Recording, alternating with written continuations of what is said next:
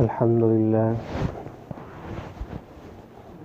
لله نحمده ونستعينه ونستغفره ونؤمن به ونتوكل عليه ونعوذ بالله من شرور أنفسنا ومن سيئات أعمالنا من يهده الله فلا مضل له ومن يضلله فلا هادي له ونشهد أن لا إله إلا الله وحده لا شريك له ونشهد أن سيدنا ومولانا محمدا عبده ورسوله أما بعد فأعوذ بالله من الشيطان الرجيم بسم الله الرحمن الرحيم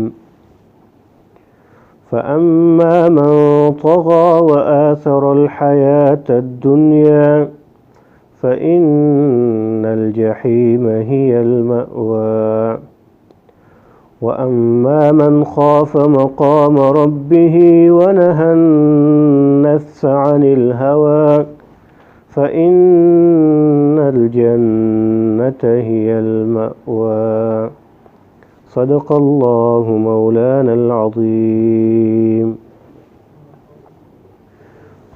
میرے انتہائی قابل احترام بزرگوں اور دوستوں، اللہ تبارک و تعالی نے قرآن عظیم الشان میں ایک بہت بڑی حقیقت بیان فرمائی ہے۔ یہ سورہ نازعات کی چند آیات ہے جو آپ کے سامنے تلاوت کی، اور اللہ تعالیٰ قیامت کے دن کے بارے میں فرماتا ہے فَإِذَا جَاءَتِ الطَّامَّةُ الْكُبْرَى، جب وہ عظیم الشان حادثہ پیدا ہوگا تو کیا ہوگا؟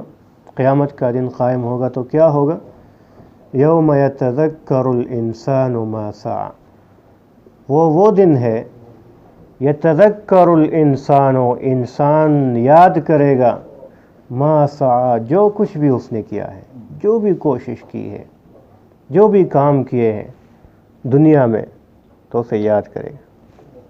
اور کیا ہوگا؟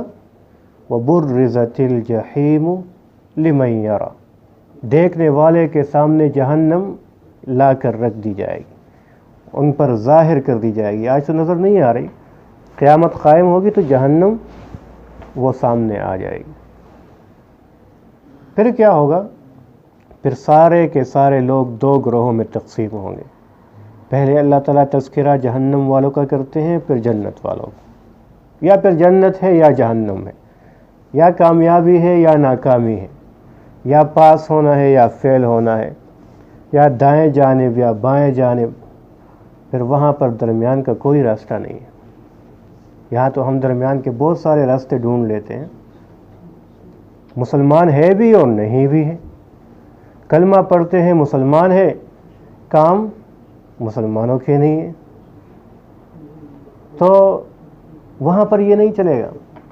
ہوشیاری چالاکی کام نہیں آئے گی، تعلیم یافتہ غیر تعلیم یافتہ برابر، کمزور اور طاقتور برابر، سب کے سب اللہ کے سامنے، کیا چاہ مرد، کیا عورت، کیا بچے، کیا بوڑھے، کیا جوان، سب کے سب اللہ رب العالمین کے سامنے ایک میدان میں کھڑے ہوں گے۔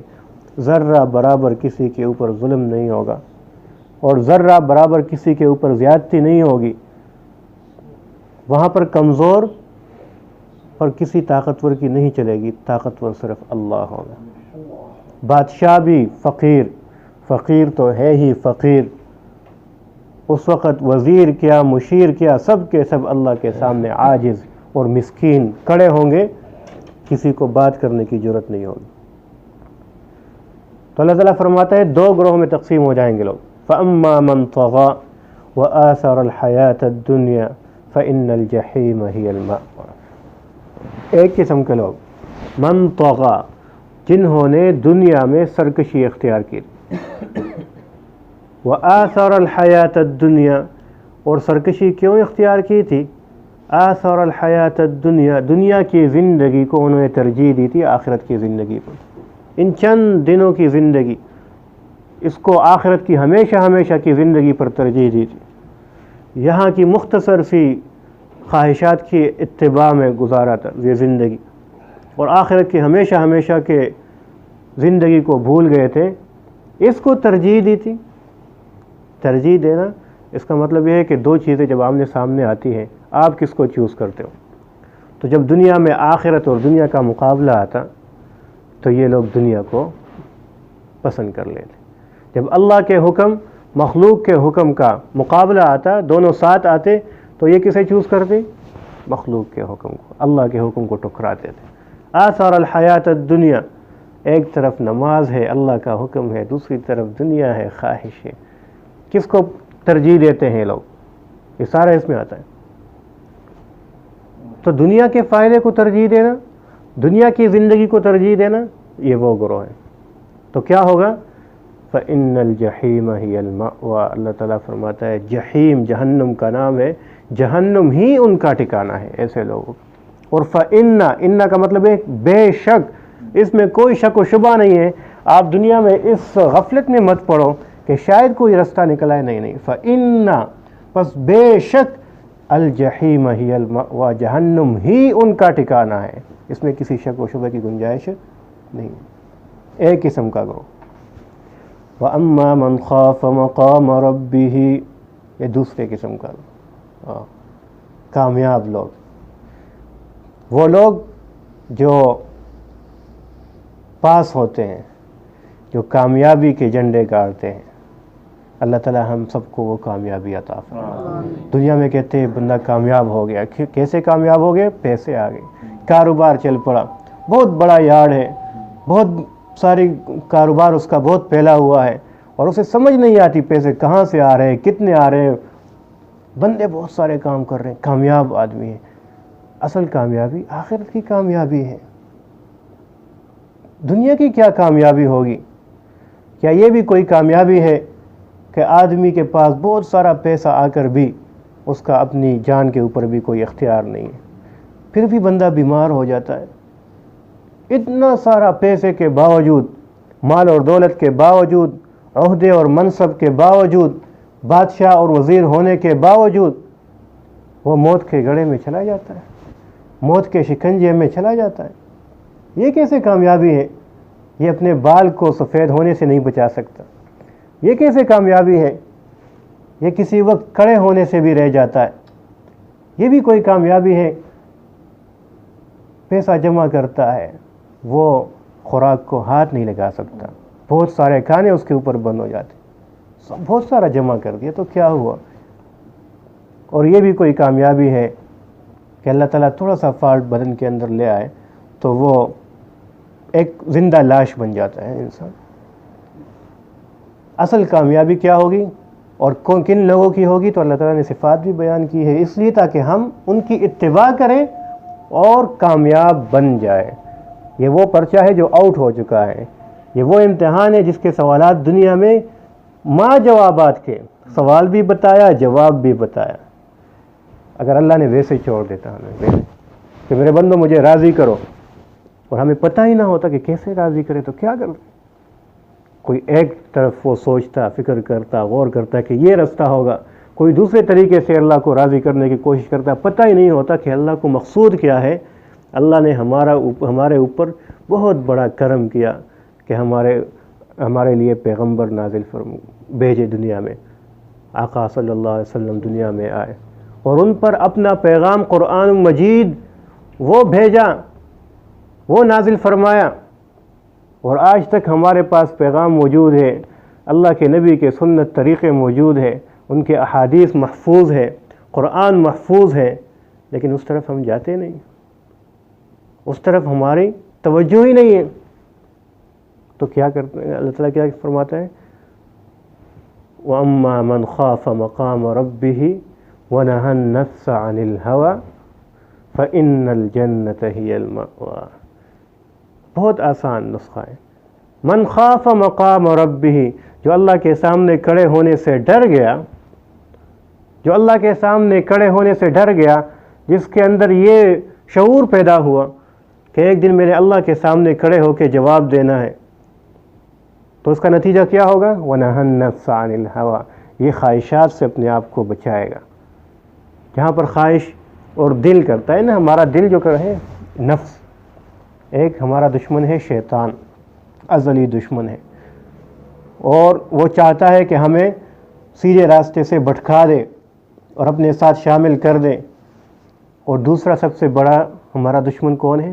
نفس ہے، جو خواہش ہے، میرا دل چاہتا ہے۔ ارے بھائی یہ کام کیوں نہیں کرتے، کیوں نہیں آتے؟ دل نہیں کرتا۔ تو یہ جو دل نہیں کرتا، یہ خواہش جو ہے، یہ بہت بڑا دشمن ہے ہمارا۔ تو جو بندہ اللہ کے سامنے ڈرنے سے وہ شعور پیدا ہوتا ہے، تو پھر کیا کرتا ہے؟ نہى النفس عن الهوى، اپنے آپ کو خواہشات سے بچاتا ہے۔ تو ایک طرف اگر خواہش آتی ہے، اس کے پاس یہ تصور ہوتا ہے کہ میں نے آگے اللہ کے سامنے کھڑا ہونا ہے، جواب دینا ہے، وہ کبھی بھی خواہش کی اتباع نہیں کرے گا، وہ کبھی بھی غلط کام کی طرف نہیں جائے گا، وہ کبھی بھی اللہ کی نافرمانی نہیں کرے گا، وہ کبھی بھی سنت طریقوں پر کسی اور طریقے پر ترجیح نہیں دے گا۔ جس کے پاس یہ غم ہو، جس کے دل کے اندر یہ کرن ہو، جس کو یہ شعور پیدا ہو جائے، جس کو یہ دھیان نصیب ہو جائے کہ میں نے اللہ کے سامنے کھڑے ہونا ہے، چاہے وہ مشرق میں ہے یا مغرب میں ہے، دیس میں ہے، پردیس میں ہے، گھر میں ہے، بازار میں ہے، کاروبار کی جگہ میں ہے، کوئی دیکھتا ہے نہیں دیکھتا، تنہائی میں ہے، خلوت میں ہے، جلوت میں ہے، جس حالت میں بھی ہے، اس کے سامنے اللہ ہوگا، اس کے سامنے قیامت کا دن ہوگا، اس کے سامنے جنت اور جہنم ہوگا۔ جب یہ حالت پیدا ہوگی تو پھر کیا ہوگا؟ یہ صحابہ کرام رضی اللہ تعالیٰ عنہم کی حالت۔ حضرت علی رضی اللہ تعالیٰ عنہ کا ایک قول مشہور ہے، یہ ایک اور صحابی، کہ اگر ان کے سامنے جنت جہنم ایسے آنکھوں کے سامنے ہوتا تھا ہر وقت، وہ کہتے ہیں اگر کوئی مجھے کہے اس دیوار کے پیچھے جنت ہے یا جہنم ہے، ذرا سر اٹھا کے دیوار کے اس پار دیکھو تو جنت نظر آئے گی یا جہنم نظر آئے گی، وہ کہتے ہیں میرے ایمان کے جو درجہ ہے اس میں ذرہ برابر بھی فرق نہیں آئے گا۔ اتنا مجھے غیب پر یقین ہے، اندیکھے پر یقین ہے، جب اللہ اور اس کے رسول نے بتایا تو حق اور سچ ہے۔ تو ہر وقت ان کے سامنے ہوتا تھا، جنت سامنے، جہنم سامنے، قیامت کا دن سامنے، حساب اور کتاب سامنے، قبر، اس کے منازل وہ سامنے۔ آپ سنتے نہیں ہو حضرت عثمان رضی اللہ تعالیٰ عنہ کے متعلق، جب قبرستان جاتے تھے تو اتنے روتے کہ داڑھی مبارک تر ہو جاتی آنسوؤں سے۔ کیا ہم بھی کبھی قبرستان سے گزر کرے اتنا خیال آیا ہمیں کبھی؟ کیا ہمیں بھی کبھی موت کا اتنا خیال آیا؟ جو ایسی حقیقت ہے کہ ہر بندے نے اس کا سامنا کرنا ہے، ہر شخص کو موت نے آنا۔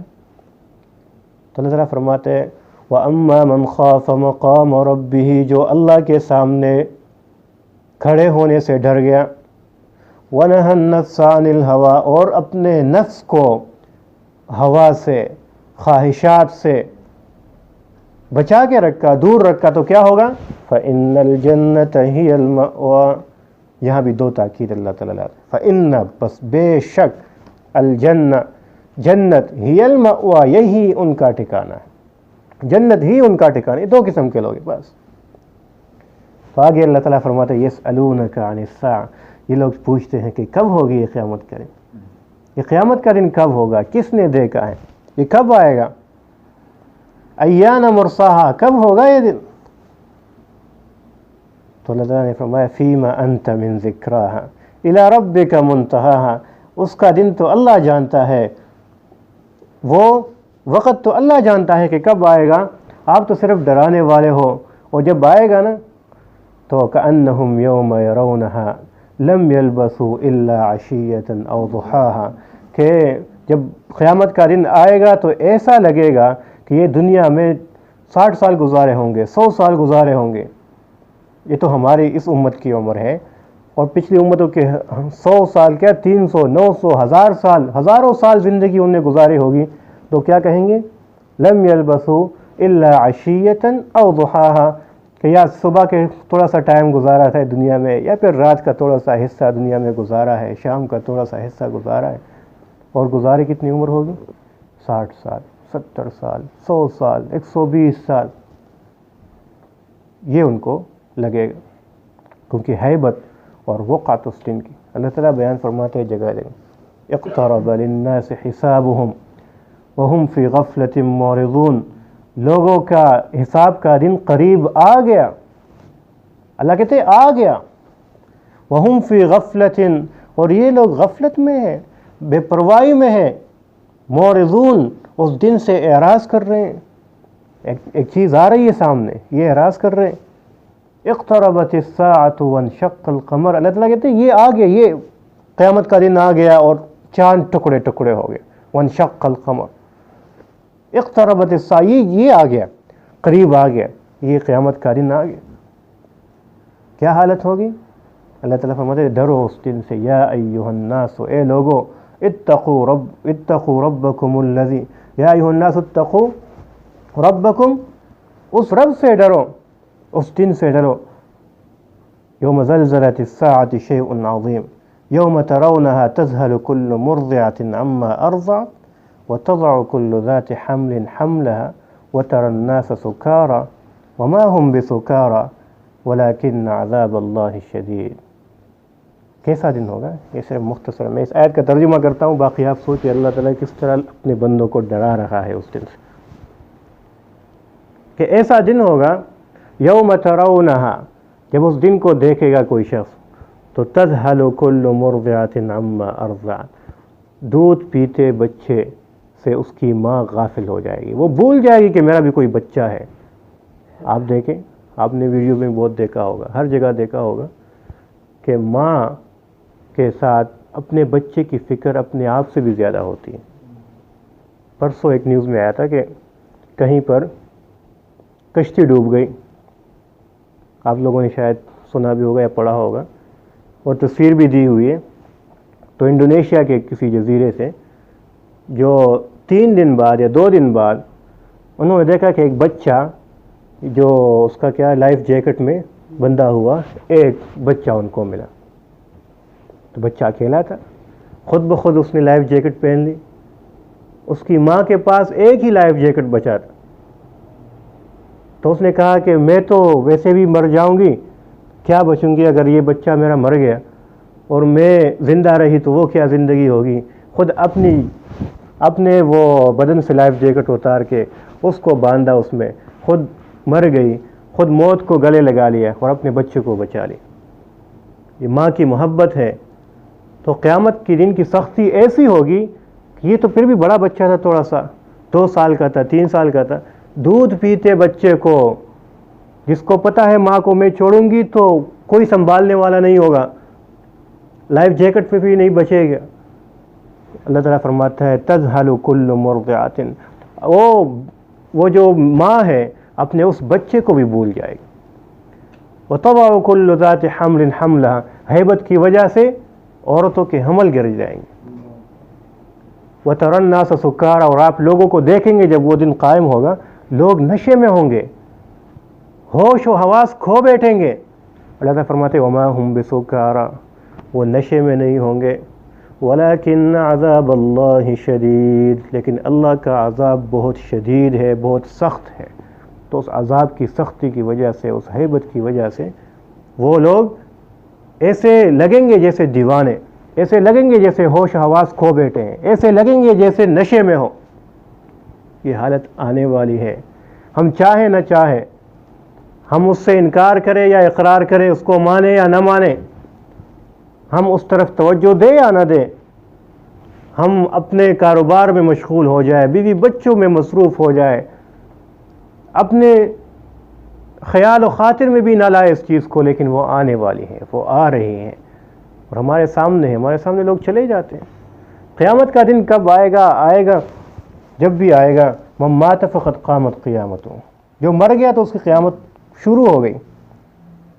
وہ تو دنیا سے کھٹ گیا، اس کا حساب کتاب تو شروع ہو گیا. اچھا عمل کیا ہے تو قبر میں جنت کے دروازے کھل جاتے ہیں. قبر جنت کے گڑھوں میں، باغوں میں سے ایک باغ ہے، حدیث میں آتا ہے، یا جہنم کے گڑھوں میں سے ایک گڑھا ہے. تو جو اچھا عمل کیا ہے تو ادھر مزے شروع ہو گئے، اور جو برے اعمال کیے ہیں تو ادھر عذاب اور تکلیفیں شروع ہو گئی. اللہ تعالی ہم سب کو بچائے. تو اس دن کی فکر کرنی ہے، اور اس دن کی کامیابی کے لیے، اس دن کے لیے آج تھوڑی سی محنت کریں گے تو وہ چیز وہاں پر نظر آئے گی. تھوڑا سا اللہ تعالیٰ مانگتے نہیں، قربانی مانگتے نہیں۔ نماز پڑھو تو کیا مشکل کام ہے، سچ بولو کیا مشکل کام ہے، جھوٹ سے بچاؤ اپنے آپ کو کیا مشکل کام ہے، پیار اور محبت سے رہو کیا مشکل کام ہے۔ دین بہت آسان ہے۔ وجہ اس کی یہ ہے کہ دین جو ہے وہ فطرت کے عین مطابق ہے، انسان کی فطرت جس چیز کا تقاضا کرتی ہے دین بعینہ ہی اس چیز کا نام ہے۔ ہم جو راہ سے بھٹکتے ہیں، ہم جو غلط کاموں کی طرف جاتے ہیں تو یہ اپنی فطرت کے خلاف جاتے ہیں، اپنے آپ کو بھی مشقت میں ڈالتے ہیں۔ آپ دیکھتے نہیں ہو اس کا دل تنگ ہو جاتا ہے، وہ پریشان رہتا ہے، سب کچھ ہونے کے باوجود وہ پریشان رہتا ہے، کیوں؟ اس کو اپنی فطرت کے خلاف اپنے آپ کو اس نے ڈالا ہے، خواہشات کی اتباع کی۔ تو اس بدن کو اللہ تعالیٰ نے، اس جسم کو، یا اس زندگی کو، اس وقت کو، یا ان نعمتوں کو اللہ نے دیا ہے تو اس کو اللہ کے حکموں کے مطابق استعمال کرنا ہے، تبھی انشاءاللہ دنیا اور آخرت میں کامیابی وہ ہماری مقدر ہو۔ تو یہ جو بار بار ساتھی آتے ہیں، یہ جمع ہونا، یہ بیٹھنا، یہ سننا، یہ مذاکرہ کرنا، یہ اس بات کے لیے ہے کہ اس دن سے پہلے پہلے ہم اس دن کی تیاری کریں اور اس دن کے لیے فکر کریں۔ تو کریں گے نا انشاءاللہ، اس لیے نیت کریں۔ ایک تو کم سے کم جو مطالبہ ہے آپ سب سے کہ نماز کا اہتمام کریں، کہ یہ اپنے ساتھ عہد کر لے، تہیہ کر لے کہ میں نے آج کے بعد ایک نماز بھی قضا نہیں کرنی۔ قضا کا مطلب جانتے ہیں؟ بعض لوگ ہوتے ہیں آ کر پڑھ لیتے ہیں گھر میں، بہت اب جو نمازی سمجھا جاتا ہے تو وہ بھی 3-4 نمازیں گھر آ کے، ٹائم نہیں ہوتا، یہ ہوتا ہے کہ نماز قضا ہو گئی۔ ایک بندے نے مجھ سے پوچھا، میں 7 بجے اٹھ جاتا ہوں، 8 بجے پھر فوراً نماز پڑھ لیتا ہوں تو کیا ہوگا؟ میں نے کہا قضا ہو گئی نماز۔ کہا تو کوئی گناہ ہوگا؟ میں نے کہا اگر اللہ نے معاف نہیں کیا تو حدیث میں آتا ہے 2,88,00,000 سال یہ بندہ جہنم میں چلے گا جس نے ایک نماز قضا کی اور پھر قضا پڑھ لی۔ تو وہ کہتا ہے تو پھر میں نہ پڑھوں، پھر جب میں لیٹ اٹھتا ہوں تو نہ پڑھوں۔ میں نے کہا وہ تو پھر اور زیادہ خطرناک بات ہے، جب نہیں پڑھو گے تو اور زیادہ خطرناک بات۔ تو ہم نے دین کو نا بہت ہلکا لیا ہوا ہے، بہت لائٹ لیا ہوا ہے۔ تو نماز قضا کر کے پڑھنا، تو آپ صبح لیٹ اٹھو گے پڑھو گے نماز، یا پھر ظہر اور عصر کو چھوڑ کے پھر مغرب کے بعد یا عشاء سے پہلے پڑھو گے؟ بندہ کہتا ہے میں تو نماز نہیں چھوڑتا۔ اچھا بھائی کیسے پڑھتے ہو؟ آج یہاں پر بہت زیادہ یہ ماحول ہے، تو سونے سے پہلے پہلے ساری نمازیں وہ پڑھ لیتا ہے۔ تو اللہ کے بندے، اللہ نے نماز کو ان الصلاۃ کانت علی المؤمنین کتابا موقوتا، اللہ نے ہر نماز کے لیے اپنا وقت مقرر کیا ہے، اس میں پڑھنا ہے تو نماز ہے، اس سے کے بعد پڑھو گے وہ تو اپنی مرضی ہو گئی، وہ تو اللہ کی مرضی اور منشا کے مطابق آپ نے نماز نہیں پڑھی۔ تو نماز پڑھنی ہے لیکن اپنے وقت پر پڑھنی ہے، اور کوشش کرے جماعت سے پڑھے۔ جس کو اللہ نے موقع دیا ہے، اپنا کاروبار ہے، وہ مسجد آ سکتا ہے، مسجد میں پڑھے، اس کا زیادہ فضیلت ہے۔ میں تو کہتا ہوں اپنے وہاں دوستوں سے کہ میں یہ نہیں کہتا 5 وقت آپ مسجد میں ہی آ جاؤ، پھر آپ کہو گے ہم کوئی اور کام نہیں کریں گے۔ اور آج کل تو سردی کے دن ہے تو 3:30 عصر ہے اور 4:30 پھر مغرب ہے، تو ہم کچھ اور نہیں کریں گے، آئیں گے جائیں گے مسجد۔ میں کہتا ہوں دن میں 1 نماز 2 نمازیں یہ اپنے ساتھ عہد کر لے کہ میں ضرور مسجد میں پڑھوں گا۔ اس سے کیا ہوگا؟ مسجد کے ساتھ ایک تعلق اور ربط وہ قائم رہے گا۔ فجر میں کون سا کاروبار ہوتا ہے؟ یا پھر عشاء کے ٹائم 8:30 بجے نماز ہوتی ہے، تو عشاء کے ٹائم کون سا کاروبار ہوتا ہے اب؟ تو ہم کوشش کریں کہ ہم 2 نمازیں 3 نمازیں ضرور مسجد میں پڑھا کریں، اور مسجد میں نہیں تو اپنی جگہ تو ضرور پڑھا کریں۔ یہ تو سب سے مطالبہ کریں گے نا انشاءاللہ۔ دوسری بات یہ ہے کہ اپنے اوقات کو فارغ کر کے اللہ کے راستے میں نکلنے کی نیت کریں۔ تو اس کے لیے کون